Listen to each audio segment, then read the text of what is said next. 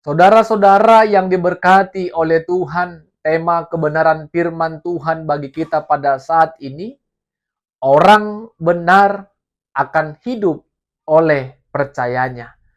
Orang benar akan hidup oleh percayanya.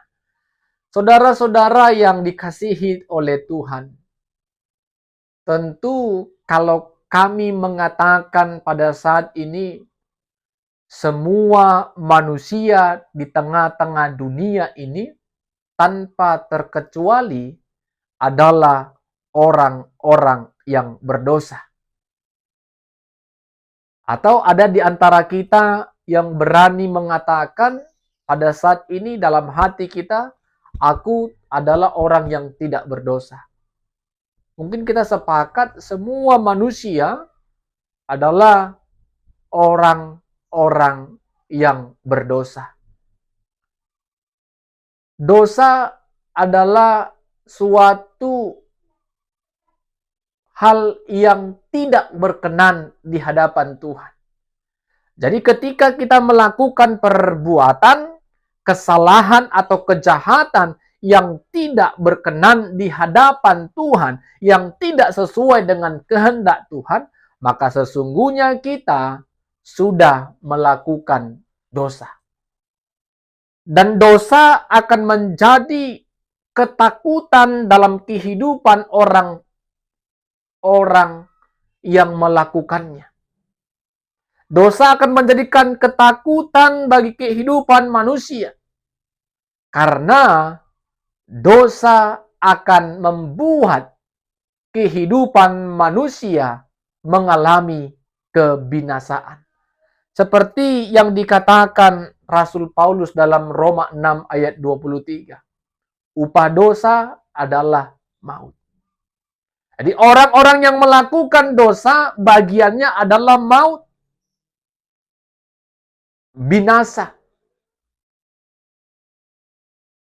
Dan itu akan menjadi sebuah ketakutan dalam kehidupan manusia karena dosa yang akan terus membayang-bayangi kehidupan manusia. Karena Paulus tegas tuliskan, upah dosa adalah maut. Bapak, Ibu, saudara-saudara yang diberkati Tuhan.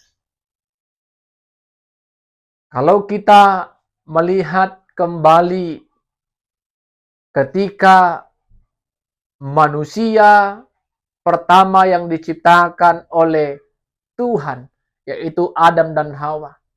Sebelum mereka melakukan perbuatan atau melanggar perintah Allah, hubungan Allah dengan Adam dan Hawa sangatlah baik. Tetapi karena dosa yang mereka perbuat, mereka melanggar perintah Allah, sehingga terjadilah hubungan yang tidak baik antara Allah dan manusia. Hubungan Allah dan manusia menjadi rusak. Tetapi kalau kita lihat, baca dalam kebenaran firman Tuhan, karena Allah yang menciptakan manusia itu pada dasarnya adalah Allah yang penuh kasih, sehingga Allah tidak menginginkan manusia yang diciptakan itu mati binasa karena dosa yang diperbuatnya. Sehingga karena kasih Allah lah Dia mengaruniakan anaknya yang tunggal, yaitu Yesus Kristus. Agar setiap orang yang percaya kepada Yesus tidak mengalami kebinasaan, tetapi beroleh hidup yang kekal. Tentu Yesus Kristus yang menjadi anak Allah ini adalah jalan satu-satunya agar manusia yang berdosa tidak mengalami kebinasaan. keyakinan kepercayaan kita kepada Kristus Yesus menjadi jalan kita dibenarkan oleh Allah karena iman percaya kita. Jadi Yesus Kristus adalah Injil. Kelahirannya, kematiannya, dan kebangkitannya adalah berita Injil. Dan Injil itu adalah sebuah kasih karunia, anugerah Tuhan semata dalam kehidupan kita. Kalau kita baca, dan mungkin ini adalah menjadi ayat yang tidak bisa kita lupakan sebagai orang percaya, Yohanes 3 ayat 16. Jelas setiap orang yang percaya kepada Yesus Kristus beroleh keselamatan, beroleh hidup yang kekal, dan semua itu karena kasih karunia Tuhan. Saudara-saudara yang diberkati Tuhan, Paulus juga menuliskan dalam suratnya Efesus 2 ayat 8. Bukan karena usaha kita diselamatkan, tetapi karena kasih karunia Tuhan. Karena iman, karena anugerah Tuhanlah kita beroleh keselamatan. Bukan karena kita cukup baik, bukan karena kita hidup saleh. Perbuatan baik, kesalehan itu akan menjadi kesia-siaan kalau kita tidak menaruh kepercayaan iman kita kepada Injil, yaitu Kristus Yesus. Sehingga Rasul Paulus tegaskan dalam suratnya kepada jemaat yang ada di Roma, kalau Injil itu adalah kekuatan Allah. Kalau Injil itu adalah Injil yang dapat membenarkan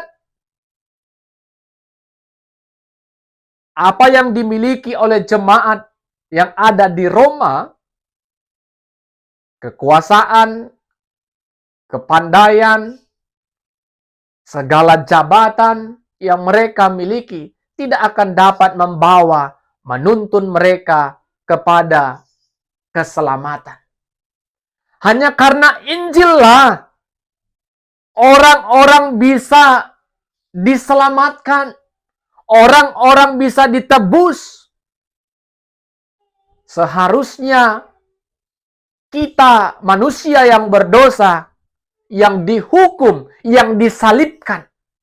Tetapi karena kasih Allah, Dia korbankan anaknya yang tunggal untuk menebus, menggantikan posisi yang seharusnya kita dihukum, Yesus Kristus yang harus mati di kayu salib. Jadi Yesus mati di kayu salib itu karena dosaku, katakan kepada kita masing-masing. Yesus disalib karena dosaku. Sehingga saudara-saudara, ketika kita hidup dalam dosa tentu kita akan mengalami kelemahan. Tetapi ketika kita percaya kepada Injil itu, kepada Yesus Kristus itu, sesungguhnya kita beroleh kekuatan, beroleh topangan, beroleh keselamatan. Dan itulah yang mau disampaikan agar jemaat yang ada di Roma mengimani kalau Injil adalah kekuatan yang berasal dari Allah. Injil itu dapat membenarkan mereka. Injil itu dapat membebaskan mereka dari dosa. Saudara-saudara yang diberkati oleh Tuhan. Tentu kalau kita hidup di dalam melakukan aktivitas sehari-hari kita, kita dapat menghitung, bahkan tidak bisa kita hitung seberapa banyak dosa yang kita perbuat. Dan dosa itu tidak bisa kita hapuskan karena perbuatan baik kita, karena kesalehan hidup kita. Tidak dapat. Hanya karena iman kita kepada Yesuslah kepada Injil itulah sehingga kita beroleh hidup yang kekal. Sehingga kita beroleh keselamatan. Dan tentu apa yang harus kita lakukan? Keselamatan, kekuatan yang sudah kita terima, kita peroleh karena iman kita kepada Yesus adalah bersyukur kepada Tuhan.